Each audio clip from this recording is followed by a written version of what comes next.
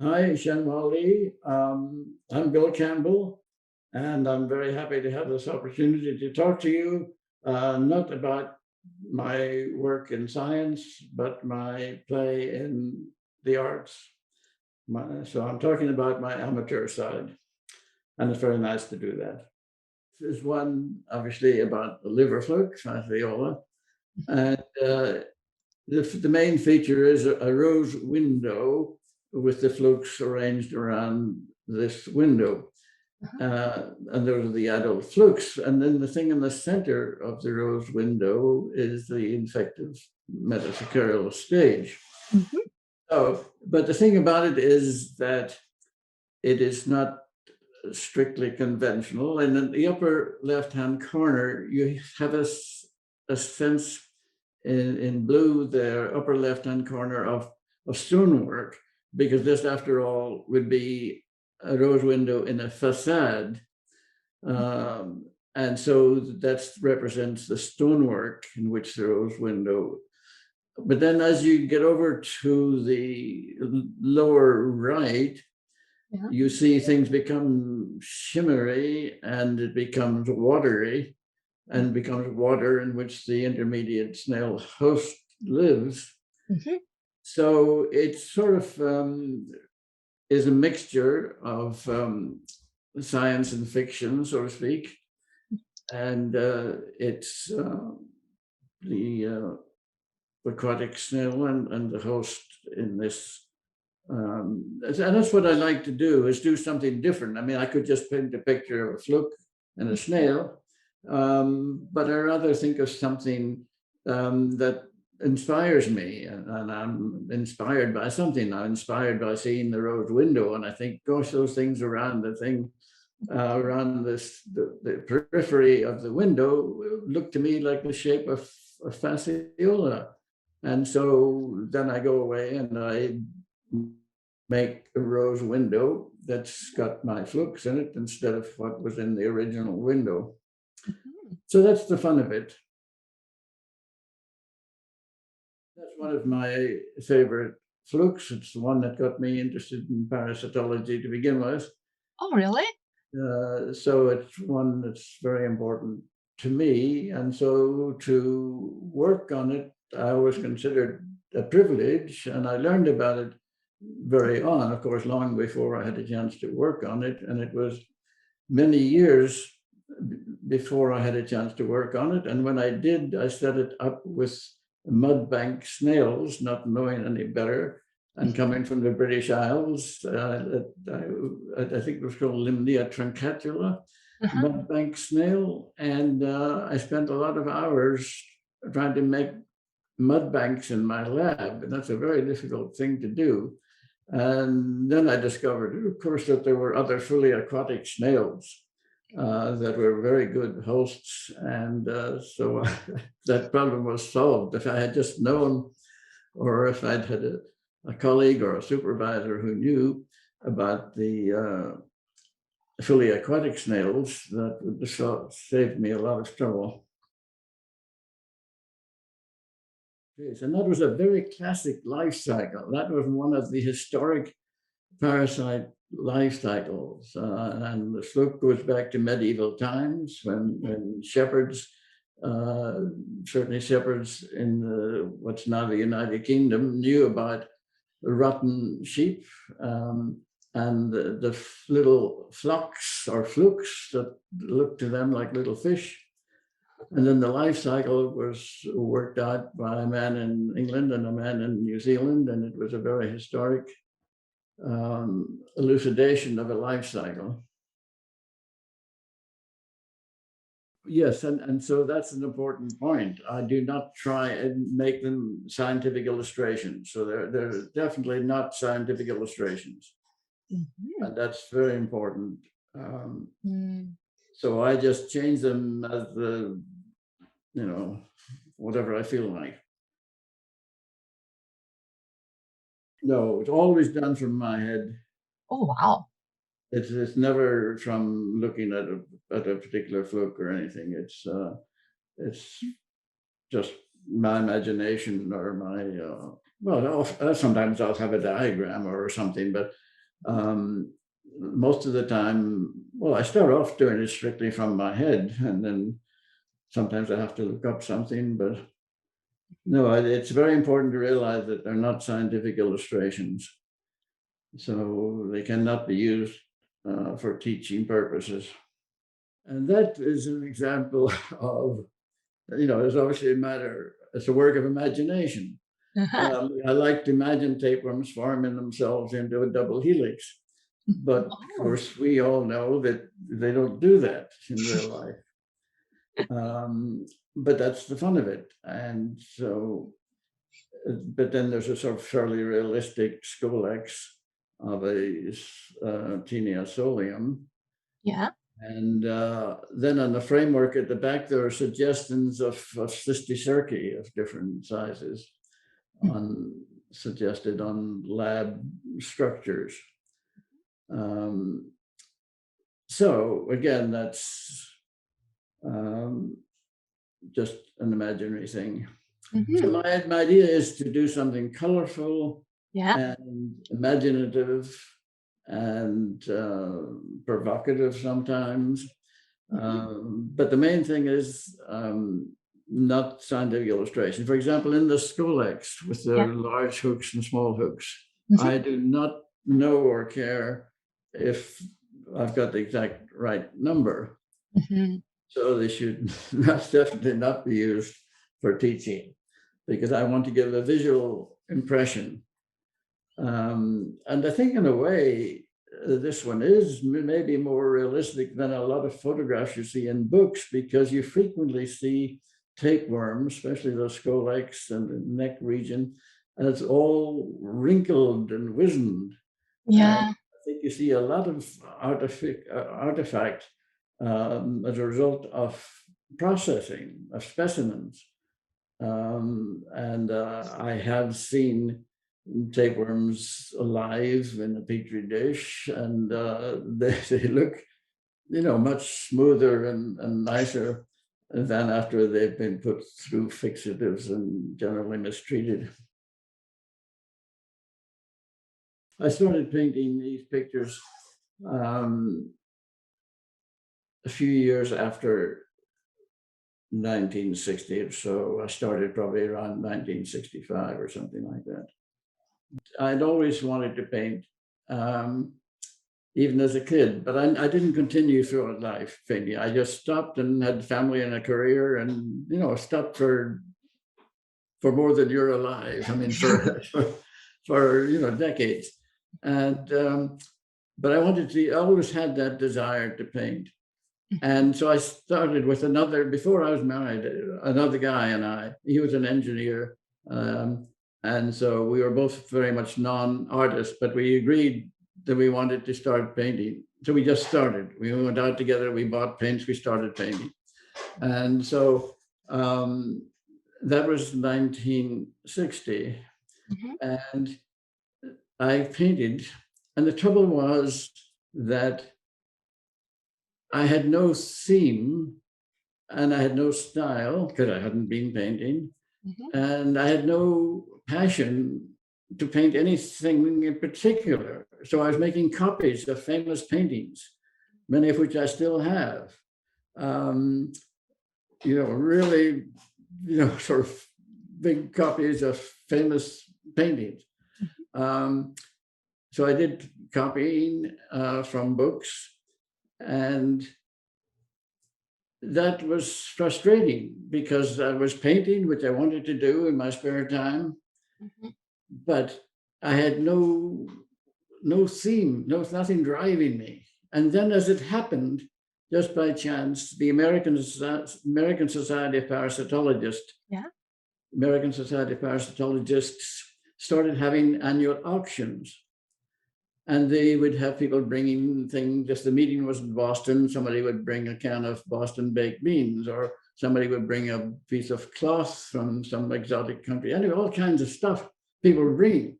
And the auction was a huge success and a great social aspect of the parasitology meetings, because you would have the before dinner or cocktail hour, have a big auction. And it suddenly occurred to me that maybe I could make a painting and bring it the next year, which I did, but then I was very scared as to whether or not I should be at the auction in case nobody bid for my painting. And so I, anyway, I know which painting it was, but it was bought by a Korean medical scientist. Mhm. And that was the beginning. That started it. And I've been contributing paintings ever since to the parasitology auction. And it has just, that's one of the motivations, apart from the fact that I enjoy painting, one Mhm. of the great motivations is that it's a great fundraiser. Mhm. Because it really, sometimes people are in the audience who have discovered a particular parasite, Mhm. especially say a tapeworm. Mhm. And then it happens that they see that tapeworm in one of my paintings. Yeah. So they're very interested in buying that painting. So I have a sort of a captive audience, except of course I don't know ahead of time what they're going to discover. But when they discover a painting and it's published, then sometimes it inspires me to incorporate it in a painting. Mhm. So often I have paintings with many tapeworms, for example, in one painting, many scolocies. Yeah. And sometimes people have a particular interest in some particular one. So anyway, that's been a huge motivation and a huge satisfaction for Mhm. me to do this. Yeah. Mhm. And if it wasn't for the pandemic, I would be doing it still. Mhm. Um, so, So you kind of stopped doing it lately because of COVID?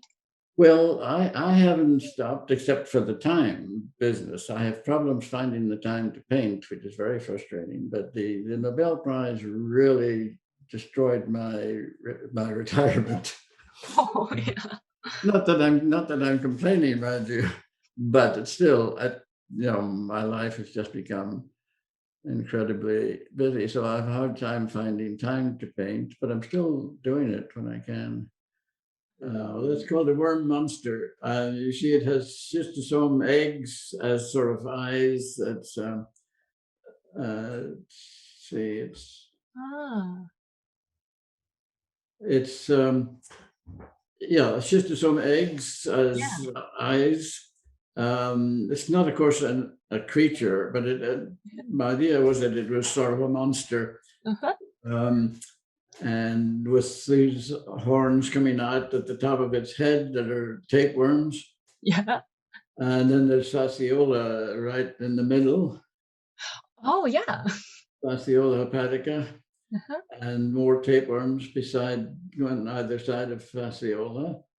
Yeah. And then the trichinella larva here. Uh-huh. And at that time I was working 19, I would have been working on trichinella, among other things. I did a lot of work on trichinella. This is an assisted trichinella larva. Mhm. And then there Shakari, fork-tailed schistosome type Shakari, I guess. And Mhm. this might be a Fasciola Shacaria. And this is the tri-lobed anterior end of Ascaris. The very these fatty lips on the front of an ascarid. And here, well, here's the schistosome couple. This one is strange in that, well, here is the hookworm, and in this case, it's sort of suggestive of Ancylostoma, Uh-huh. um, not a cater.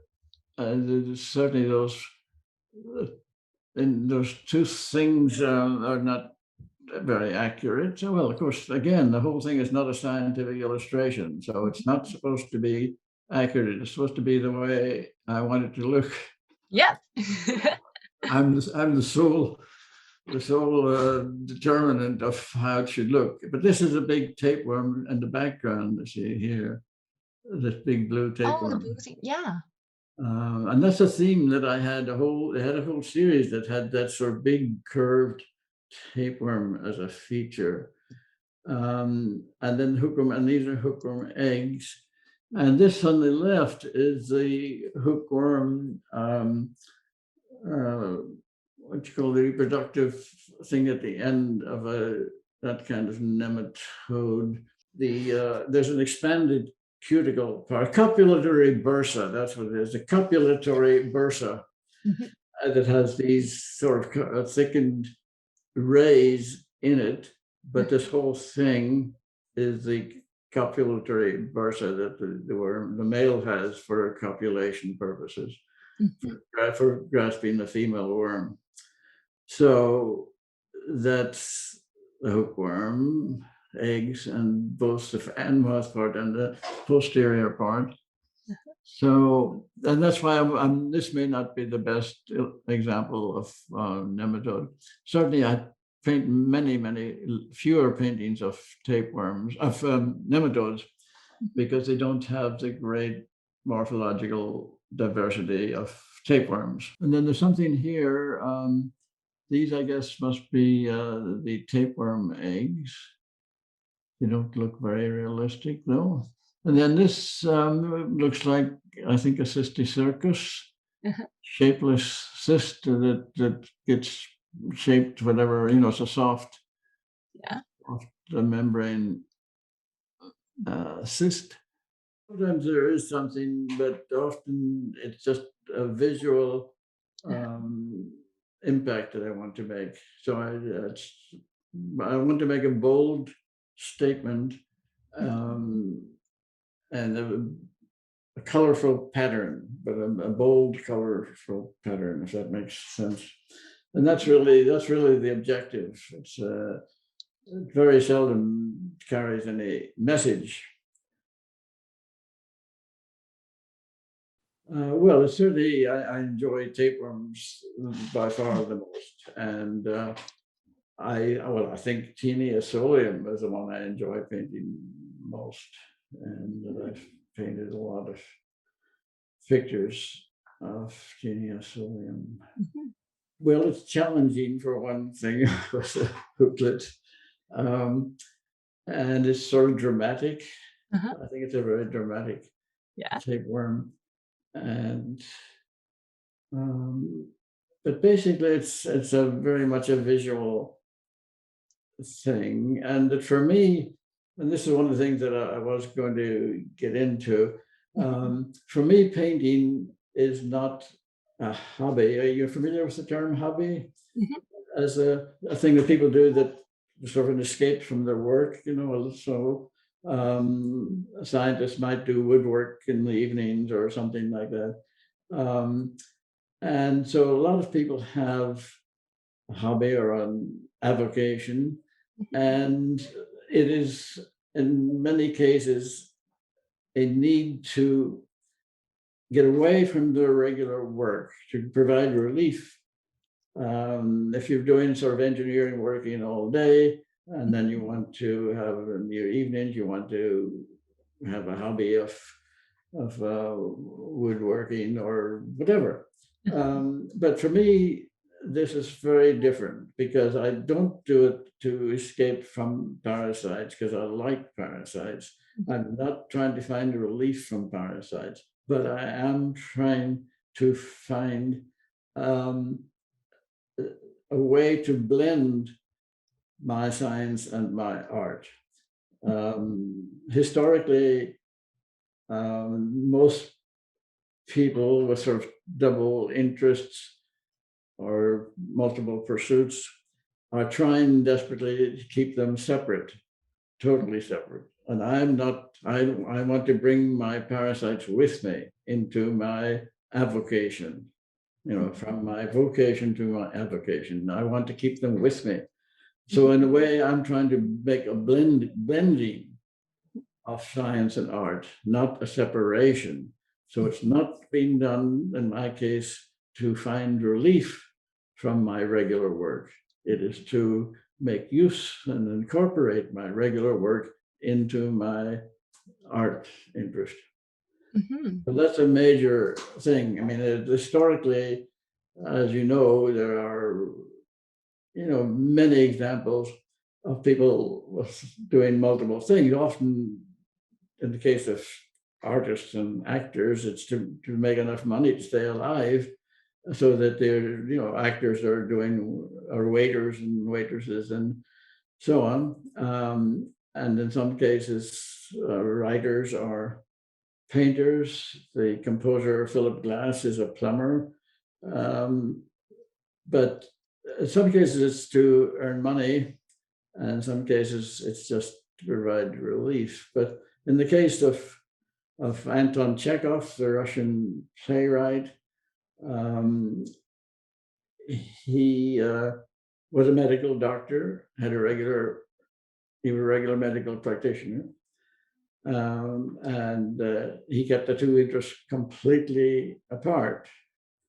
So that's one of the things that is important to me, that instead of trying to keep them apart, I'm trying to happily bring them together. Well, for me, it is, because it means that um, I'm not discarding what I do during the day. I'm not getting away from it because I don't want to get away from it, because I've liked parasites all my life. And so some people might think it was excessively compulsive being interested in something. And I do have other interests in poetry and writing and the creative arts in general. But when it comes to painting, this is an opportunity for me to unite them in what I hope is a productive way. And unexpectedly, as I mentioned, it turned out to be a great opportunity to have fun and raise funds for scholarships for parasitology, raise money for parasitology scholarships. So there are many models for doing it. But I mean, the one thing I was trying to bring out was the fact that I'm trying to blend my science and my art. And that is that it seems to me that we all have a need to do things and make things, to explore. It's, I suppose, creativity, but that sort of sounds like it's something very fancy and special, whereas what I'm talking about is something we all have, and exploration is a big part of it. And when we're babies crawling on the floor, we don't just crawl on the corner of the room where we've put on the floor. We want to go and crawl to the middle of the room. We want to go to the other corner. We just the innate drive to do stuff, make stuff, see stuff, find stuff. And so the idea is to try and preserve as much of that as we grow up as possible. So I think one of the reasons I do things like painting as well as science is just this need to do things that are new, sort of exploration. To me, it's sort of both of these are adventures in exploration, both the painting and the science. And one of the reasons for doing painting as well as science is just the need to do something different. I think we need variety in our lives, and but that gets back to the question of people having multiple interests. But I think that's something we all have. And in my case, if I'm going to do something different from my science, one of the appeals of painting is that it's messy and disorderly, whereas the whole point of the science is to be orderly. It Yeah. may be messy at times, but the objective is to be orderly and to bring order. I mean, even the science is messy while you're doing research. It's in order to bring order to things, and whereas painting, you can mess about. So that's one of the appeals, variety. And then within painting. Seems to me there's a certain built-in variety. And I mentioned in the case of tapeworms, there are all these different structural varieties in the scolex formation of tapeworms.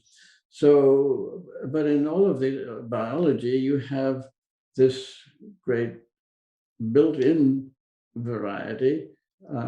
So that's what our immense biodiversity gives us as an opportunity, so that by that's where I find variety as well as difference in occupations.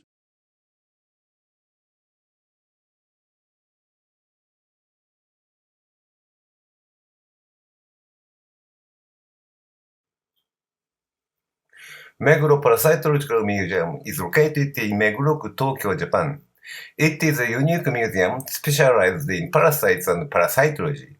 The collections of specimens and materials, research, exhibitions, and education, all related to parasites and parasitology. The museum was founded in 1953 by Dr. Satoru Kamegai to develop people's knowledge of parasitology and public health using his private property. The present building was completed in 1992 and the new exhibition opened in 1993. The museum is now recognized as a Public Interest Incorporated Foundation.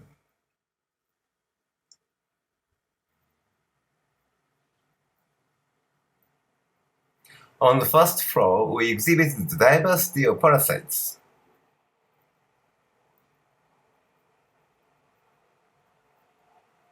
Parasites are distributed on various branches of tree of life, showing that adaptation to parasitism occurred repeatedly during the course of animal evolution.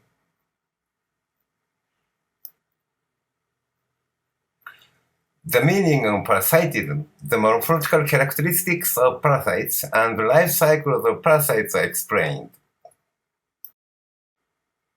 The diversity of parasites are demonstrated by rare specimens arranged in the taxonomic groups, namely protozoans, cnidarians, monogeneans, flukes, tapeworms, leeches, and even parasitic clams.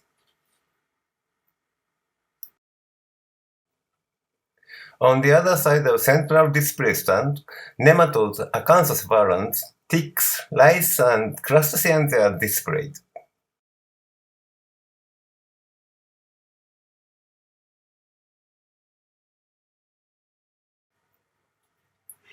This display features diplozoid monogeneans. Studies on U. diplozone nipponicum was life work of Dr. Satoru Kamegai, the founder of this museum. And this parasite species is also used as the logo of the museum.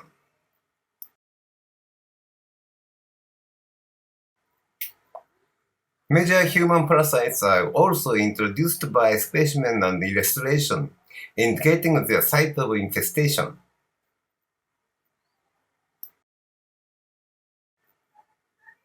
We carry out a special exhibition every year. In 2021, we focusing on parasitic marine snails, demonstrating their diversity and origins. This exhibition was directed by one of the researchers at the museum, Dr. Tsuyoshi Takano.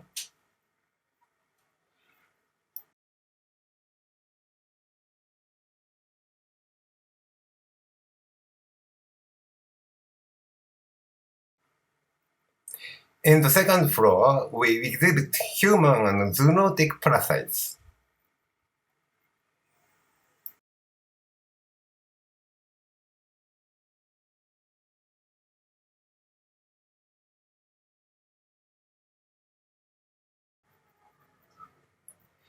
In human parasites, the pinworms, roundworms of the genus Ascaris, hookworms, filarial worms, and tapeworms of the genus Taenia are displayed.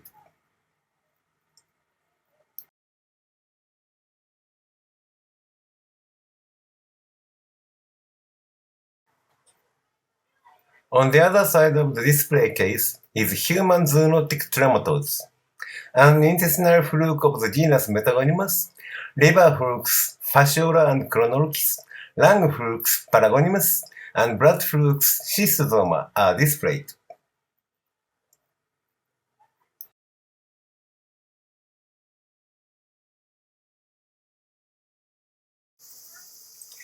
This is a broad tapeworm, D. botryocephalus nihonkaensis, 8.8 meters long from human. This specimen was collected by Dr. Satoru Kamegai in 1986 from a patient at his own clinic.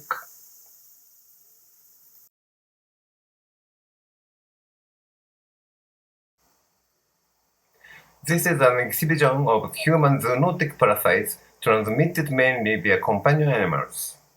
This shows dog heartworms, Toxocara species found in dogs and cats, Toxoplasma, and cestose species of the genus Dipyridium, Echinococcus, and Spirometra.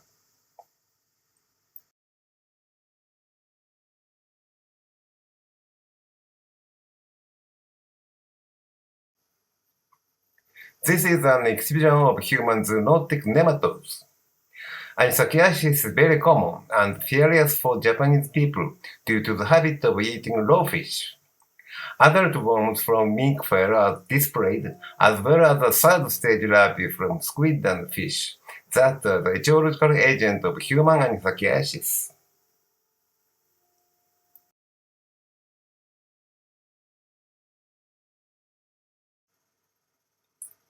On the other hand, we exhibit wax model made by Jinkishi Numata. He was a technician at the Kitasato Institute, a medical research facility, and he donated these models of parasites, parasite eggs, insects, and mice in 1956, immediately after the opening of this museum.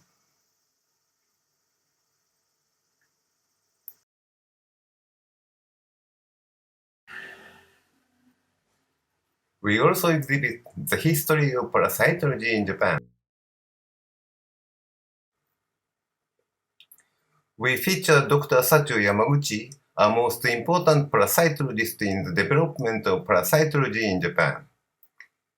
He described about 1,400 species of parasites from wild animals and published more than 80 papers and books.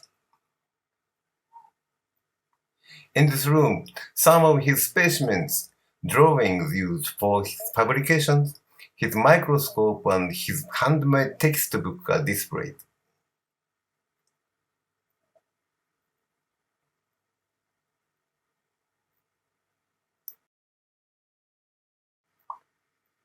You can also compare the specimens with its drawing.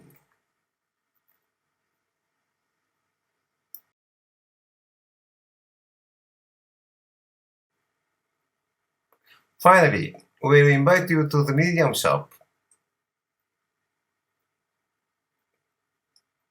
There you can find a range of distinctive and original items and current publications on parasitology.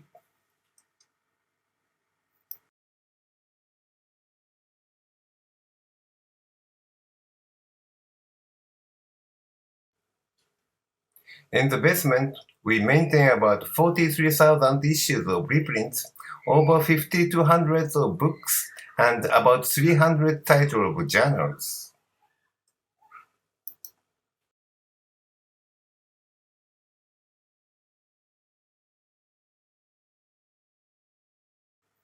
In the storage section, we also preserve about 60,000 specimens of parasites and their host, including 10,000 specimens from Dr. Sachio Yamaguchi's collection.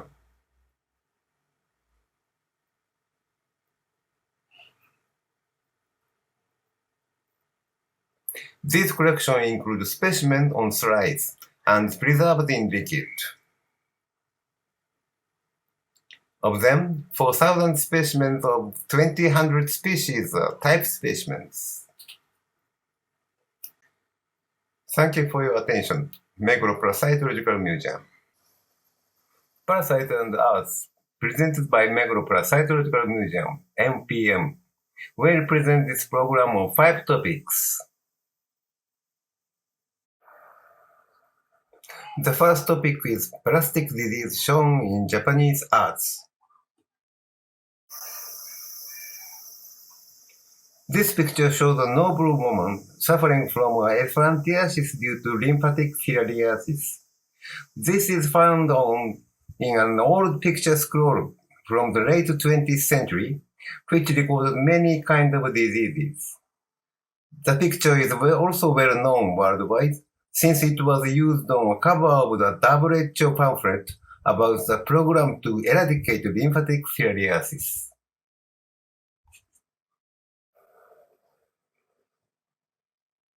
This is a woodblock print showing another case of lymphatic filariasis, scrotal edema, by the famous ukiyo-e artist Hokusai Katsushika in Edo period in the 19th century. Among his best-known works was a 36 view of Mount Fuji, but his Hokusai sketchbook were also popular in this time.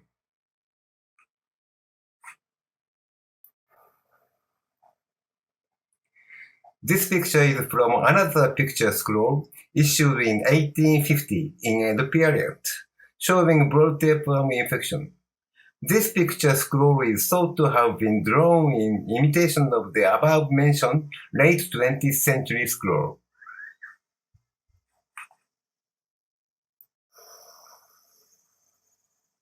This is an ukiyo-e print issued in 1883 in the Meiji period, featuring a vision of the shogun Kiyomori Tairano awaiting judgment on his wickedness in life by Yamaraja, a deity of the underworld. The shogun died of fever said to be due to malaria.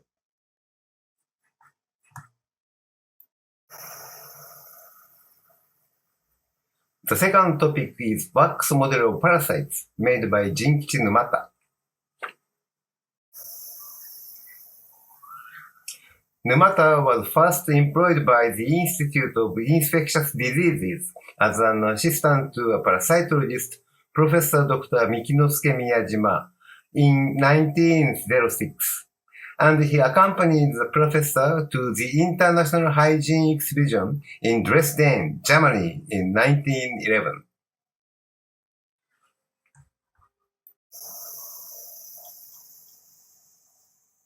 At that time, wax models such as dermatology morphologies were so essential for medical and public health education that Numata stayed in Germany for 4 years to learn wax modeling techniques.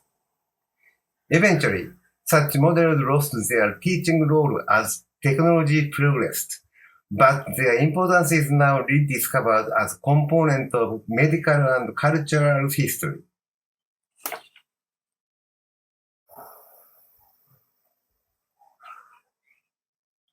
After returning to Japan, Numata worked in Kisasato Institute Medical Research Facility as a technician and supported medical research and education behind the scenes for many years. MPM reserved 30 wax models that were donated by Numata himself for exhibition, and other 15 are in Kisasato Institute, Kisasato Memorial Museum. If one compares wax model to real parasites, one may be amazed at the skill of the artist.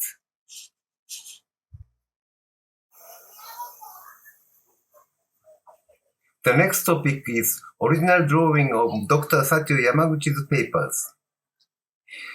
He was a pioneer in the taxonomy of parasites and described over 1,400 new species of parasites, including helminths, crustaceans, and even mosquitoes.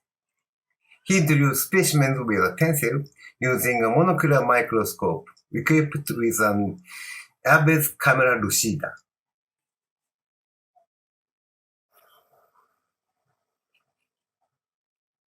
He employed several assistants and his sketches were handed over to them. They traced the sketches and finished them with fine brushes like artworks. This is a drawing of Cephaloporus monacanthi from a thread sail firefish, showing a close-up view of the xylus pouch, testes, and uterus.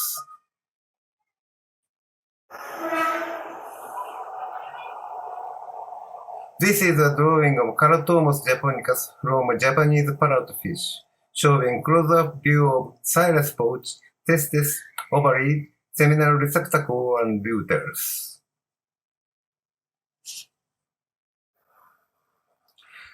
This is an example of drawings of mosquito, Aedes haxanensis.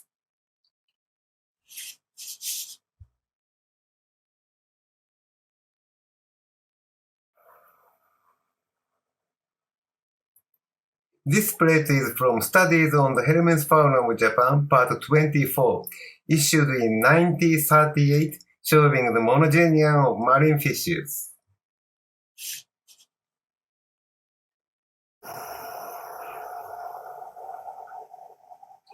One of the monogenian species, Microcotyle tai, from a Red Sea bream, is shown with close-up view of the posterior and anterior ends.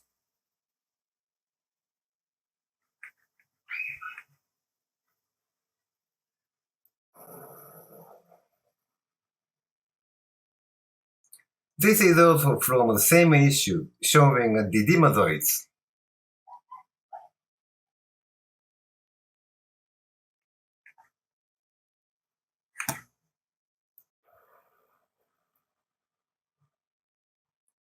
Here is focus on one didymazoid species, Diplotolema pyramidis, from a skipjack tuna.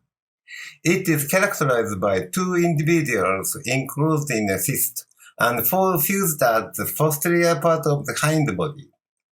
Close-up views of the vitelline gland, two oral suckers, testes, and uterus are shown. The most of all Yamaguchi's figures are preserved in MPM.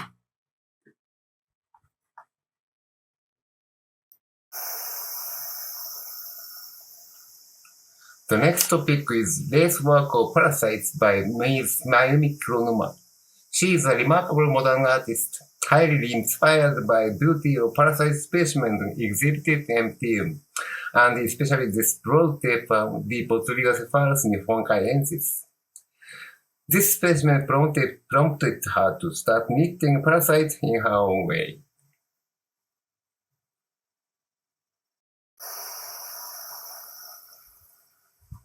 These works were created by imaging the broad tapeworm's self-fertilization and how broad tapeworm live in human intestine.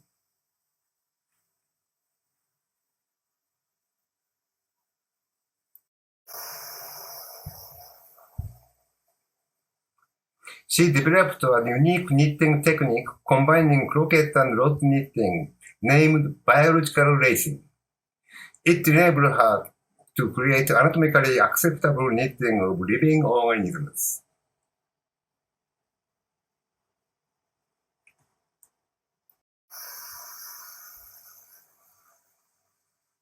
This work is titled Our Inner Sea, a tribute to Dr. Isao Iijima.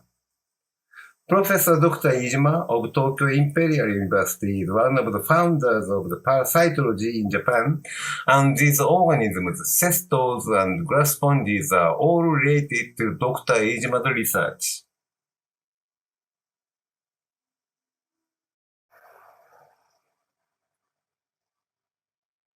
A private exhibition of Mayumi Kuronuma, Lace Works of Parasites, was held in December 2019 at MPM.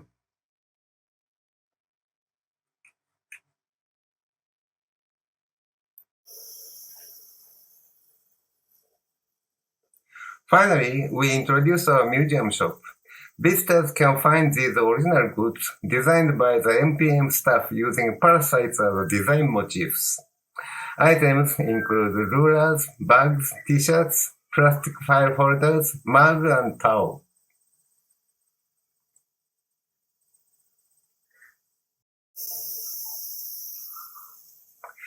Thank you for your attention. Meguro Parasitological Museum.